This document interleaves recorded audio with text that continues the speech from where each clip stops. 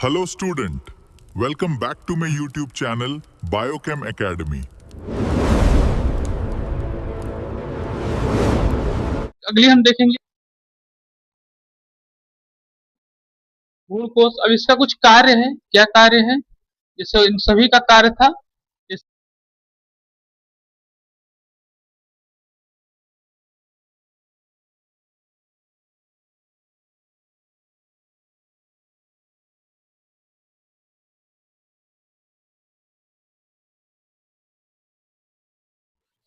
तो यहाँ आपको बताया ध्रुवीय केंद्रक के बारे में। क्या बताया जा रहा है कि ये द्विध्रुवीय होते हैं, द्विध्रुवीय केंद्रक होते हैं, ध्यान रखिएगा। ध्रुवीय केंद्रक तो दिया गया है, लेकिन इनके जो ध्रुव होते हैं कितने होते हैं? दो होते हैं, ध्यान रखिए, ठीक। और केंद्रक भ्रूण कोश के मध्य भाग में स्थित होता है। जो आपका केंद्रक होता है वो कहाँ होता है? भ्रूण कोश के मध्य भाग में स्थित होता है। आप लोग फिगर देखेंगे उसमें दिखाया गया, ठीक। मध्य भाग में स्थित होता है। और इसका कार्य क्या होता है? इसका कार्य निषेचन के पूर्व दोनों केंद्रक को पारस्पर क्या करता है, तरीके संलयित करने का, यानी कि जैसे मिलाने का कार्य, ठीक, होकर संलयित होकर द्विगुणित द्वितीय केंद्रक का निर्माण करते हैं। द्विगुणित यानी डायपोल, 2n के बारे में बता रहा हूं, हमने आपको 2n बताया कई बार, ठीक। तो द्विगुणित द्वितीय केंद्रक का क्या करता है? निर्माण करता है, ठीक। ये है आपका ध्रुवीय केंद्रक। अब इसके बाद आपका जो लास्ट है प्रतिमुखी कोशिका, ठीक है। ये आपकी बड़ी महत्वपूर्ण व्यवस्था है, ठीक, इसको ध्यान से समझिएगा। और इसमें बता रहा है कि ये 7 केंद्रक, ठीक है, मतलब 7 कोशिका 8 केंद्रक के रूप में, ठीक है, इसका निर्माण होता है। हम लोग सभी को एक एक करके बारी बारी से समझेंगे, ठीक। तो हम लोग अगला हेडिंग पढ़ेंगे प्रतिमुखी कोशिका के बारे में, प्रतिमुख कोशिका के बारे में, ठीक है। तो इसको आप नोट कर लीजिए, कोई समस्या है इसमें उसको बताइए, और नहीं तो फिर हम लोग आगे बढ़े।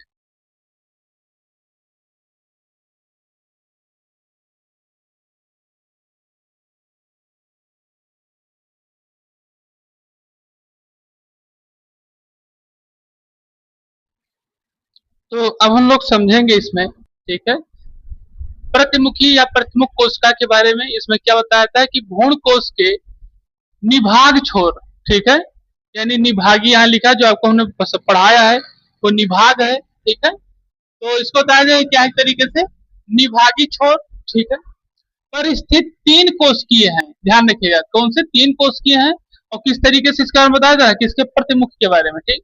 3 कोशिकीय हैं जो निषेचन से पहले या तुरंत बाद, निषेचन से पहले की प्रक्रिया, ठीक है, जब निषेचन ना उससे पहले की प्रक्रिया या निषेचन होने के तुरंत बाद ही क्या होता है, एक तरीके से विघटित हो जाते हैं, ठीक, विघटित हो जाते हैं। और फिर बताया कि निषेचन के समय मादा एवं कोदभिद 7 कोशिकीय और 8 केंद्र वहां पर क्या होते हैं, मौजूद होते हैं। जो मादा निषेचन की जब प्रक्रिया शुरू हुई या निषेचन की प्रक्रिया शुरू होगी या निषेचन की प्रक्रिया के बाद का जो समय होगा, उस वक्त मादा एवं कोदभिद के पास में 7 कोशिका और 8 केंद्र के तरीके से क्या समझ लीजिए कि वहां पर एक तरीके से मौजूद रहेंगे।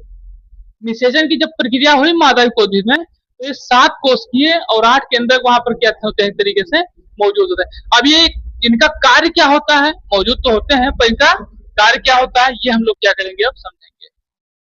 यही सबसे महत्वपूर्ण है कि ये 7 कोशिका, और ऐसे ये विभक्त किस तरीके से होते हैं भी ध्यान रखिए। ये 7 कोशिका विभक्त होते हैं 3+3 और +1 के रूप में, ठीक है, ध्यान रखिएगा, ठीक, 3+3+1 के रूप में। और ये इकट्ठे 8 केंद्रीय होते हैं, ठीक, क्या होते हैं ये इकट्ठे 8 केंद्रीय होते हैं, ये बताया जाता है। अब हम लोग इसको, ये होगा इसके हम कार्य के बारे में जानेंगे, कार्य क्या होता है इसका। चलिए इसको समझेंगे क्या होता है। देखिए यहाँ बताया है केंद्रीय कोशिका के बारे में। अभी हम लोगों ने समझा कि ये 3+1 के रूप में होता है, ठीक है।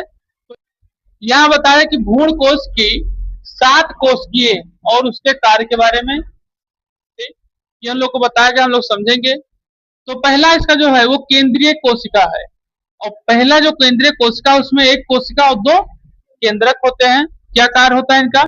ये भ्रूण कोश की सबसे बड़ी कोशिका, ध्यान रखिएगा, जो पहला आपका केंद्रीय कोशिका है और जिसमें आपके 1 कोशिका और 2 केंद्रक मौजूद हैं। क्योंकि हमने यहाँ क्या देखा, देखे हैं कि इसमें 7 कोशिका और क्या होते हैं, 8 केंद्रक होते हैं। तो हम लोग इसी तरीके से आप इसको गिनते रहिएगा, अभी 7 कोशिका और 8 केंद्रक के रूप में आएगा, ठीक। तो ये क्या होता है, यह भ्रूण कोश के सबसे बड़ी कोशिका होती है। फिर निषेचन के दौरान इसमें 2 ध्रुवीय, अभी हमने आपको ध्रुवीय बताया है, दो ध्रुवीय केंद्रक एक नर युग्मक के साथ क्या होते हैं, जुड़कर त्रिगुणित। अब देखिए, ये दो ध्रुवीय हो गए मादा के लिए, ठीक है, और एक नर युग्मक के साथ मिलकर क्या करते हैं, ये त्रिगुणित, 3n, ठीक है। प्रारंभिक भ्रूणकोश केंद्रक, ठीक है, प्राइमरी इम्ब्रो न्यूक्लियस, ठीक है, तो इसको बताया था प्राइमरी, ठीक है, और इम्ब्रो से न्यूक्लियस के रूप में क्या करते हैं ये, यानी कि पेन के रूप में ये बनाते हैं। ये चीज आपको बताया गया है केंद्रीय कोशिका के बारे में, ठीक है। इसको प्राइमरी इम्ब्रो न्यूक्लियस बताया जाता है, इसका फुल फॉर्म है, ध्यान रखिएगा। तो आप इसको नोट कर लीजिए, ठीक है।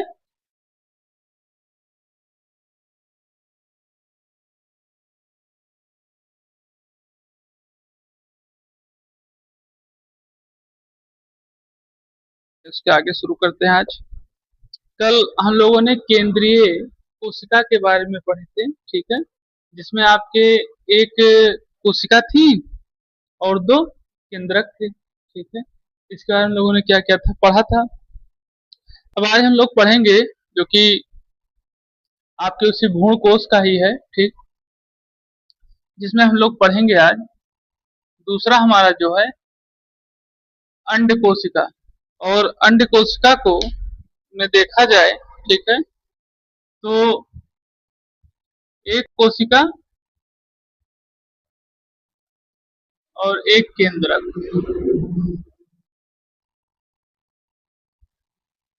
ये जब हम लोग भ्रूण कोश पढ़ेंगे, ठीक है, अभी तो सिर्फ वही पढ़ रहे हैं, लेकिन जब भ्रूण कोश विस्तृत तरीके से पढ़ेंगे तो वहां पे हम लोग इसके बारे में फिर से मतलब एक बार जिक्र करेंगे, बताएंगे आपको, हमने पढ़ाया था, ठीक है, क्योंकि इसमें जो चीजें बताई जाएंगी वो आगे चल के आपको प्रतिबिंब के माध्यम से दिखाया जाएगा, चित्र के माध्यम से, कि ये देखिए कोशिकाएं नष्ट हो रही हैं, इन कोशिकाओं का उत्पादन हो रहा है, ठीक है। इन सभी चीजों के बारे में क्या करेंगे, समझेंगे, वहां पर भी ध्यान रखिएगा। और कार्य के बारे में जानेंगे हम लोग, ठीक, चलिए देखते हैं। तो हम लोग जानेंगे अंड कोशिका के बारे में, जिसमें कितने, एक कोशिका और एक केंद्रक होते हैं। अब इसके कार्य के बारे में जानेंगे, चलिए लिखिए लिखिए। तो अंड कोशिका के बारे में बताया जा रहा है कि इसमें एक कोशिका और एक केंद्रक होते हैं, और इसके कार्य क्या होते हैं। तो इसके कार्य हैं, इसे मुख्य मादा, ठीक है, मुख्य मादा युग्मक कहते हैं, ध्यान रखिएगा, मतलब मेन फीमेल जायगोट को उसको बताया जाता है, ठीक है। गैमेट के बताया, जायगोट कह रहे हैं, गैमेट के बारे में बताया जाता है कि एक तरीके से क्या होते हैं, मुख्य मादा युग्मक भी इन्हें कहते हैं। और यह नर युग्मक के साथ मिलकर युग्म नज बनाती है, ठीक है, यानी एक तरीके से भ्रूण के मतलब किस तरीके से नर मिले यहाँ पर, ये नर युग्मक, ठीक, और ये खुद मादा युग्मक के रूप में है ही, ठीक। तो ये मादा युग्मक नर युग्मक मिलकर क्या मिलाते हैं, एक तरीके से युग्म नज बनाते हैं, ठीक। और जो बाद में विकसित होकर नए पौधों यानी कि किस तरीके की व्यवस्था में, भ्रूण में बदल जाते हैं, ठीक। और इसमें क्या क्या चीजें होती है, इसमें एक कोशिका और एक केंद्रक क्या होते हैं, कार्य करते हैं। यही है आपकी अंडक कोशिका। इसको जैसे इस तरीके से पूछा था कि अंडक कोशिका में कितने कोशिका और कितने केंद्रक पाए जाते हैं, ठीक है, ध्यान रखिएगा। अब अगला हम जानेंगे सहायक कोशिका के बारे में।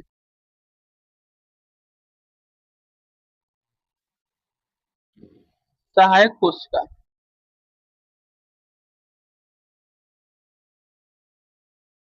ठीक, सहायक कोशिका क्या होती है इसको हम लोग समझेंगे, और इसमें क्या चीजें होती हैं।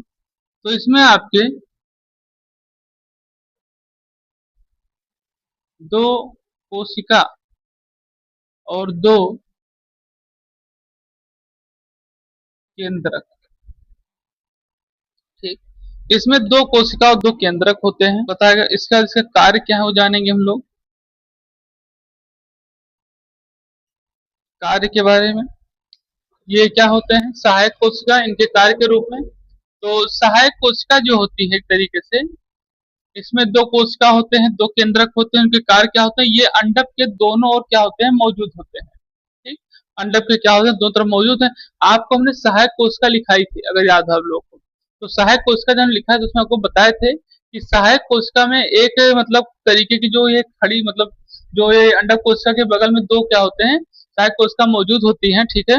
उसमें हमने आपको बताया था, तो इसको आप ये ध्यान रखिएगा, ये अंडक कोशिका के क्या होते हैं, दोनों मौजूद होते हैं सहायक कोशिका, और फिलीफॉर्म उपकरण के रूप में क्या करते हैं, ये कार्य करते हैं, ठीक। तो ये हो गया आपकी सहायक कोशिका। अब इसके बाद हमारा जो अगला है ये होती है, ठीक है, प्रतिव्यासंग कोशिका या फिर एंटीपोडल कोशिका, इनको बताया जाता है। ठीक है, अब ये होती क्या है इसको हम लोग जानेंगे, इससे कार्य के बारे में, और इसमें कितने कोशिका केंद्रक होते हैं इसको जानेंगे। ठीक है, इसमें आपके तीन कोशिका और तीन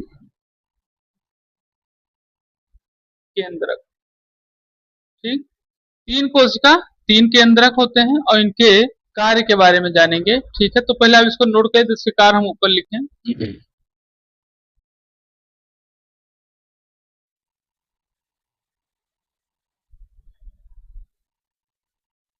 चलिए एक बार इसको फिर से समझेंगे बस।